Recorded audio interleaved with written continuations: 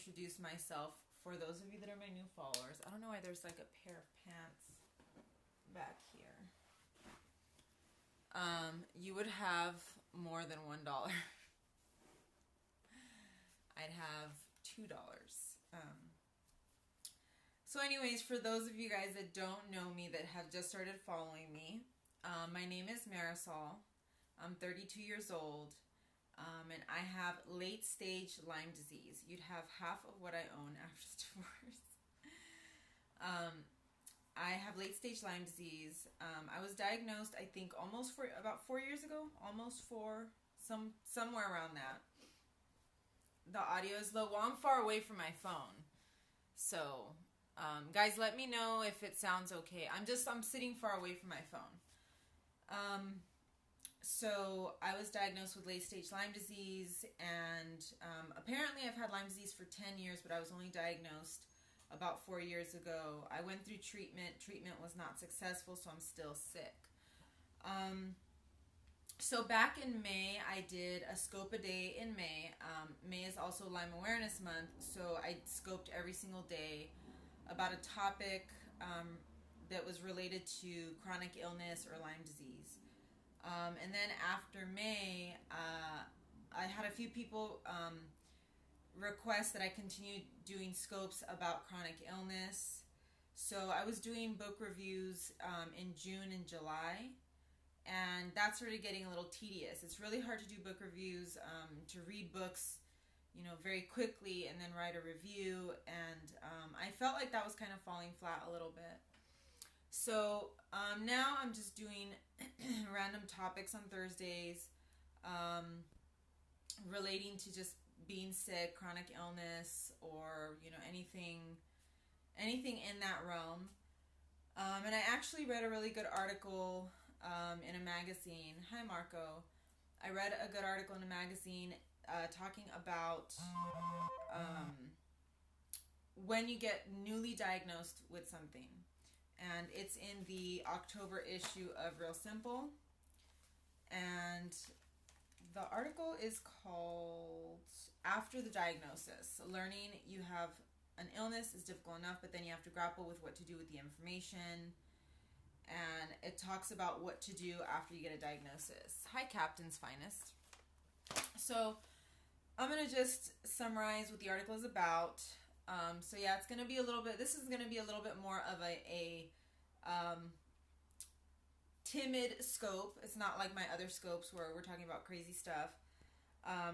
But I'll go through this, and then if you guys have any questions, because I know a lot of people, when I periscope, a lot of people will ask me, what's Lyme disease, what's your symptoms, and all of that. So, stop Lyme's, Zika, Surge's Bay. So you guys can ask questions after, or just, whatever you're curious about. And actually, also, I asked some of you guys to tweet me if you want me to go over a specific topic on Thursday. I've had people suggest the topic of sex, or I've actually had requests to read specific books and review them. So anything like that, if you guys have specific requests of things that you want me to do on Thursdays, then I can also do that. But anyways, what to do when you're newly diagnosed with something. And I wish I had this guide when I was newly diagnosed, because it would have been a big help. The number one thing is to allow yourself to feel however you feel. A lot of people feel pressure to feel positive, and just think positive, and just think everything's going to be okay, and you're going to get through this. And that's, I think, number one, it's really annoying. Number two, it's not realistic at all. Especially if you've been diagnosed with like cancer or something like an autoimmune disease, it's never going to get better. That it's not fun. It's not fun to have people tell you, oh, just think positive, or, God knows what he's doing. I hate that one. That's the number one, thing that people say is, oh, God knows what he's doing. Hi, Moises. So allow yourself to feel how you feel. If you feel depressed, if you feel angry, if you're upset about it, hi, how are you? Then just allow yourself to be to feel however you feel. And by the way, if you guys aren't following me, follow me and I will follow you back. The next thing to do is get the facts. So, you just got diagnosed with something. It's going to hit you pretty hard. You're depressed. Okay. It's going to hit you pretty hard, and you're going to be kind of in a fog for a while, but it does tell you to get the facts. So research your illness on a reputable site, and ask your doctor, a few questions. And some of the questions that you can ask are, what do I need to know right now? How much time do I have before I need to make a decision? And what are the immediate next steps? So for some people, if they have a very aggressive type of cancer, you obviously can't wait very long and you have to take action. But for other people, if you do have the luxury of time, if you do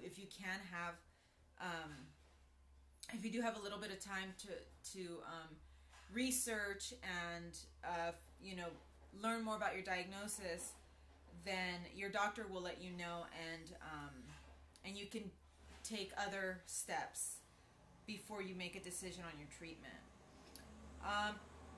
Prepare for your appointments. A lot of noise outside, sorry. Prepare for your appointments. Write down a list of important questions. Take a second set of ears or a third set of ears. So take another person with you to appointments. And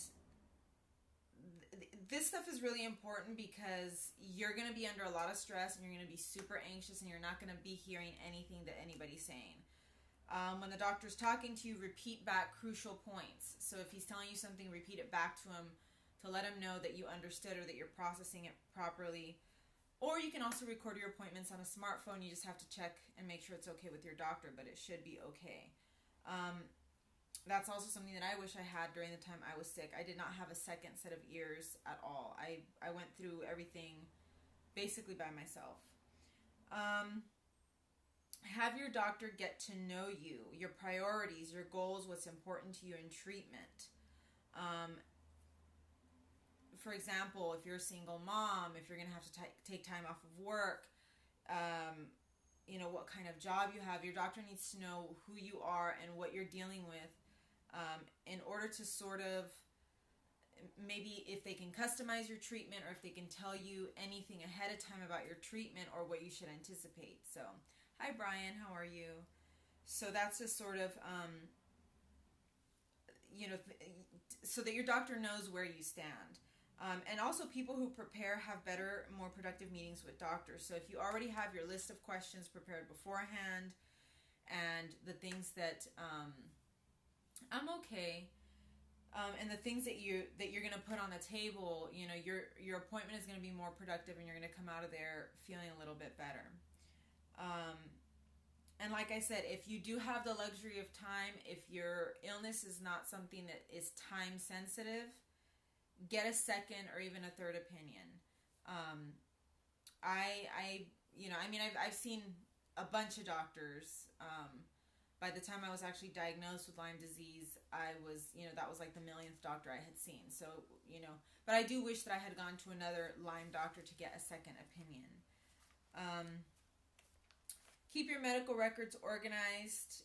You're also legally entitled to your doctor's notes. So you can keep your medical records in a 3-ring binder or in a little file folder, and have them with you at all of your appointments. I did that. I put them in a 3-ring binder, and I took it to my appointments every single time. And there were times when I had certain paperwork that the doctor did not remember that she had. So, which is not a good sign when it comes to your doctor, but,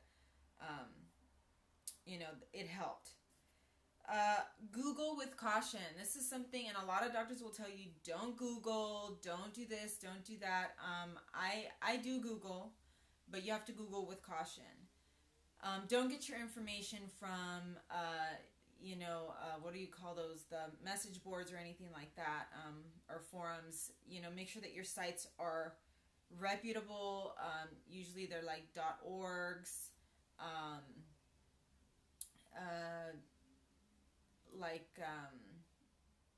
what is that one? There's one website that's a big time medical,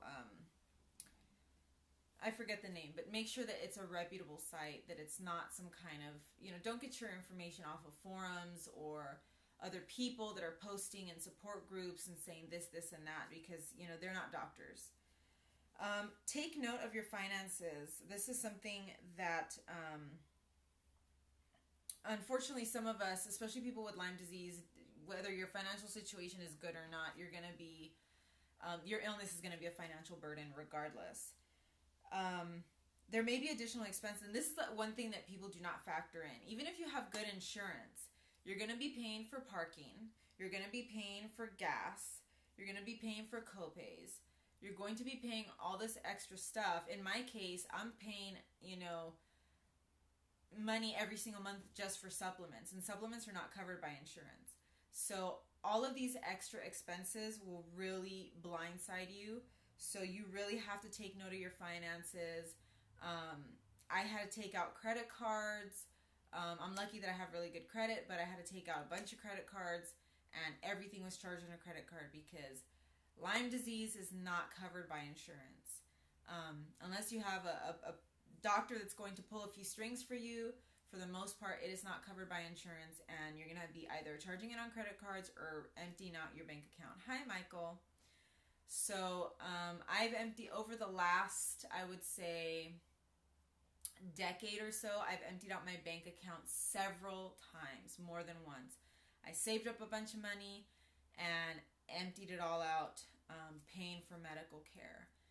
And so, that's just what happens when you have a chronic illness, especially one that is not really recognized.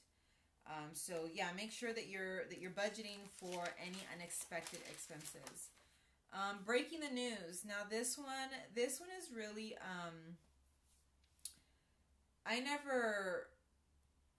I think I did it on Facebook. It's really weird because every illness is different. If you have cancer, that's definitely one that people recognize more. So, I think the dynamics for breaking the news when you have cancer is different than when you have an autoimmune disease, than when you have Lyme disease or one of these illnesses that are sort of new. So, this is kind of a murky area when it comes to breaking the news. It says here, face-to-face for closest family and friends. So for your family, your parents, or your kids, you want to tell them, face-to-face, hi, Mike. And your best friends, your closest friends, you want to tell them face-to-face, hi, how are you? So, I don't know, it's tough because I broke the news just on Facebook. I mean, I told my parents, but they didn't really deal with it very well. So you just have to gauge your own family. Some families don't deal with any news very well. So you kind of want to ease people into it. Tell your kids, and this is something that I agree with a lot. Tell your kids, don't hide it from your kids. In the past, I've had, hi, Esmer Hatun. In the past, my parents have hid their health problems from me, which I think is one of the worst things that you can do for your kids. I'm good. How are you? Hi, Jay. I don't think that's right. If you have kids, you need to tell them, just take time to tell them. Make sure any changes that are going to happen in their lives because of your illness. Make sure you know ahead of time any change in plans, like who's going to be taking them to school, who's going to be feeding them dinner, and all that kind of stuff. So make sure that you know all of that beforehand. And then when you talk to your kids and tell them about your illness, that you address everything and make them feel safe. Is it contagious? It is not. My illness is not contagious, no. But I'll talk about that after. Use your judgment with friends and neighbors. Some people have very nosy neighbors that want to be all up in your business. So use your judgment. If you feel like your neighbors are going to be too intrusive, I probably wouldn't say anything to them unless they ask. None of my neighbors know that I'm sick. I don't think. And I'm not really close to my neighbors, so it doesn't really matter. But for the most part, they don't really know that I'm sick. Post to social media. Oh, no. The one before that. This one's a big one. Alert your employer with caution. I will tell you, I got fired from my job. The last job that I had. I was working for a nonprofit, and I was not diagnosed yet. I was not formally diagnosed with anything, but I did have to take a medical leave because things were happening to my body and I didn't understand what was going on. So they gave me a medical leave. This was like a few months into my employment with them. And they gave me a medical leave for a month. I got nowhere because my insurance was pretty crappy and I still had no idea what I had. So I did not make any progress. I came back. I was still sick. I struggled through work for a few more months and they eventually fired me. So I never really told them. I didn't tell them I was better. I didn't tell them I was worse. I just, didn't really say anything. And they ended up firing me. So it says, to talk to your work. Don't tell your coworkers until you've told your boss. Hi, Nick Kempor. Don't tell your coworkers first. Tell your boss first if you're gonna tell your boss, because you don't want word to get to him that everybody else knows, but he doesn't. And if you absolutely have to, consult a lawyer before you even tell your boss. And, they won't fire you for being sick. They'll fire you for some kind of weird... I was fired because they said that I just, I didn't know what the organization was about. I just wasn't, it was a very vague reason. But basically, my performance wasn't great. Sorry to interrupt you, but if you say my full name again... What? Hi, Mike. How are you? So they basically gave me a very vague reason as to why they were firing me. It was like, you're not really, you don't really know what our organization is about. You don't really, because I was still working and my performance was okay. It wasn't great. I think the biggest thing that I was lacking was that I wasn't friendly with people. I wasn't in the mood to be friendly. I didn't feel good. So I wasn't chatty or buddy-buddy with anybody. And I think they didn't like that. They didn't like that I didn't have this outgoing, friendly personality. And it wasn't because I'm not friendly. It was because I was feeling sick the whole time. So they interpreted that as, you don't want to be here and we don't want you here. So I was fired. And then 9 months later, I was diagnosed, or I received the diagnosis of Lyme disease. And I've been told by a few people that I could have sued them for firing me because I did have an illness, but just to go through that whole mess is not something that I want to deal with. So the last one is post to social media when you're ready, or use a site like Caring Bridge. There's a few sites that you can use, and just direct your family and friends to those sites to tell them, if you guys want updates. Just go to, I remember when I got mine on my liver, but now I'm cured. What did you have on your liver? So there's Caring Bridge. CaringBridge.org is one website that you can use to post updates about your condition. There were a few more. I'm trying to find the article. My website is youcaring.com. It's a fundraising website. The link is in my profile, and that's where I post up. I mean, I don't really have any updates because I'm always the same, but that's where I post anything that comes up. There's carepages.com and posthope.org. So there's a few different sites that you can use, or you could just use Facebook. But again, use caution.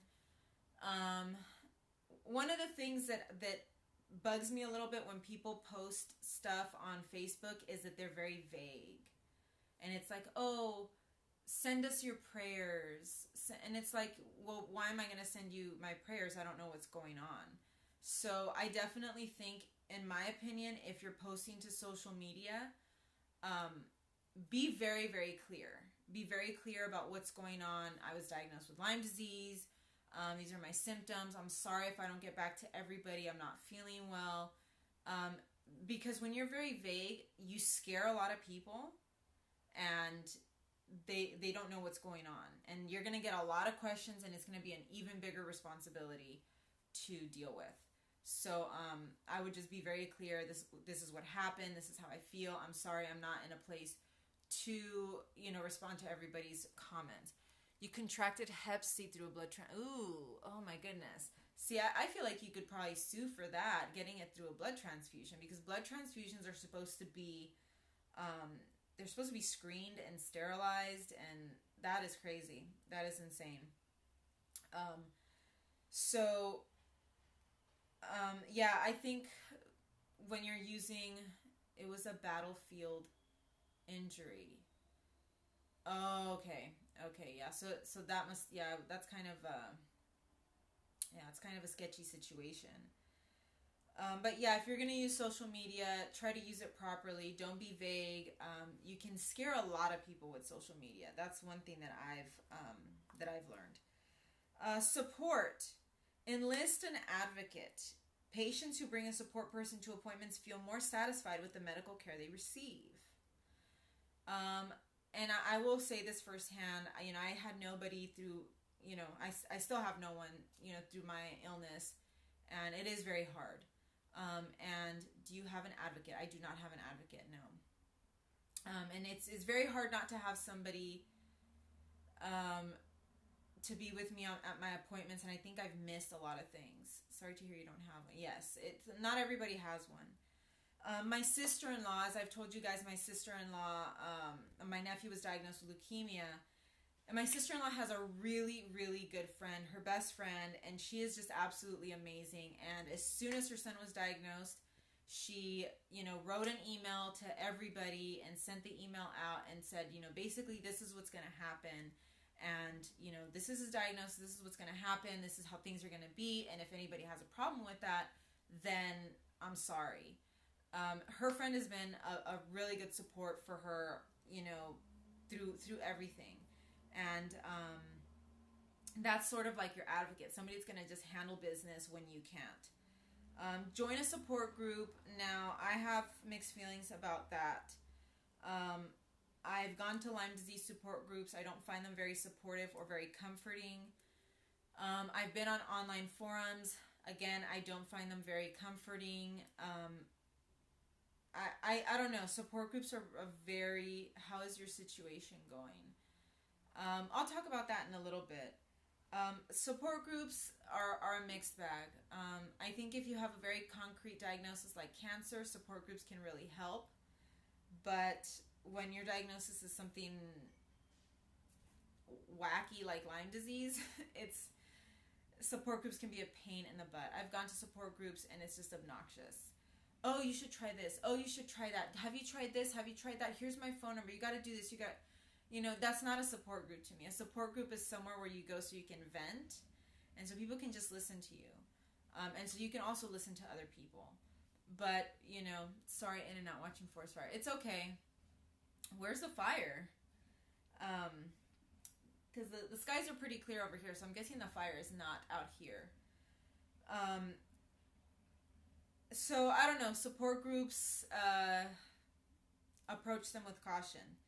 And also ask friends to help with errands. I would be very straightforward. If you have really good friends, ask them.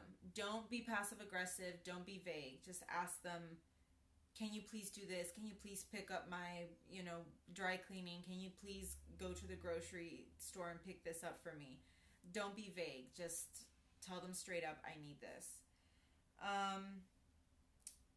And the last one is self-care. And this is one that, I talked about this in May, and I talked about this when I did my book reviews, because I did a couple of book reviews on chronic illness and how to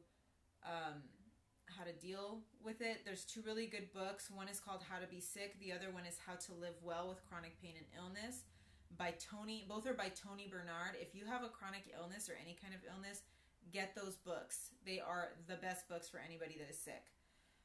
And the book reviews for them are on my YouTube page. My YouTube link is in my bio. Self-care. Stick to your routine. If you have a routine, you wake up in the morning, you eat breakfast, you go for a run, or whatever, you take a shower, stick to your routine. Just because you're sick does not mean that, all of a sudden, your life is upside down and you can't, do the things that you used to do. Sometimes you can't, but, your basic routine you can probably still do. Give yourself a break. Go to the movies on the weekends. Continue to, if you still can, continue to do your weekend stuff, or hanging out with friends, or going to the movies, or whatever. If you're still able to do that, do that. Go to the park, take a bath, take a bubble bath, whatever. Cut yourself some slack and just pamper yourself a little bit. And the last one is the big one, and this is one that I talked about a lot, or that I've gone over quite a few times, and it's practice self-compassion.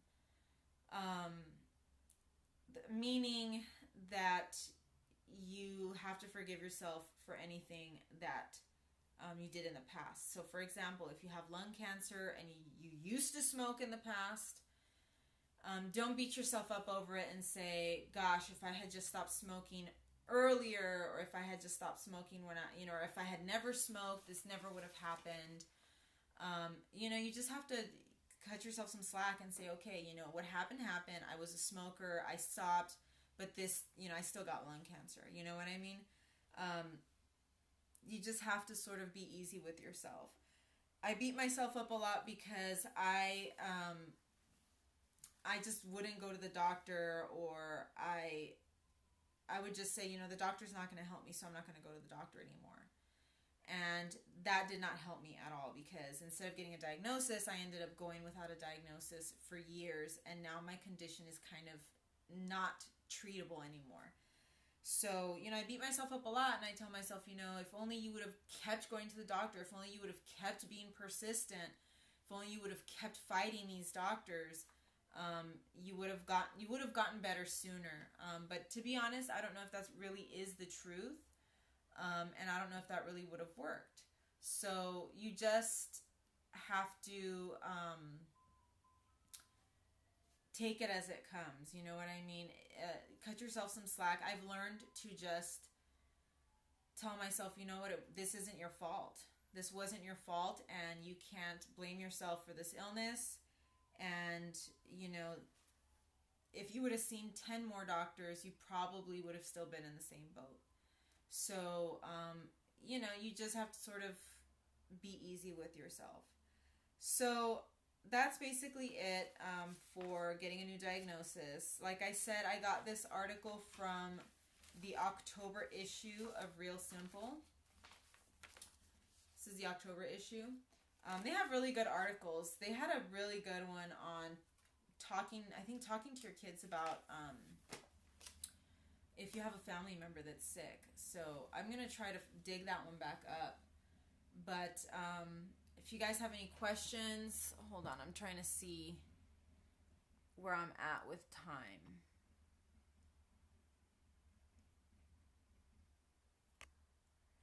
So if you guys have any questions or comments, you can ask. But other than that, that's how you can deal with a new diagnosis. And I'll be back again next Thursday with a different topic. Like I said, if you guys have any suggestions for topics, you can tweet me or message me on Twitter, hotsun100384. Check out my YouTube. There's book reviews and all of my scopes from Lyme Awareness Month. The link is in my profile. And you can also check out my YouCaring page. YouCaring, I believe it's youcaring.com/Marisol has Lyme, and the link is also in my profile. So check all that out. I'll be scoping randomly here and there, but I'll come back with a topic next Thursday. And I'll try to be consistent every Thursday, but like I said, if something comes up, I'll usually skip that Thursday. I skipped last week because, like I said, we're dealing with some other family health issues, and so it's been a little bit hard. Things may be unpredictable for the next few months. So anyways, thank you guys for joining me. I hope this was helpful, and I'll see you guys again soon.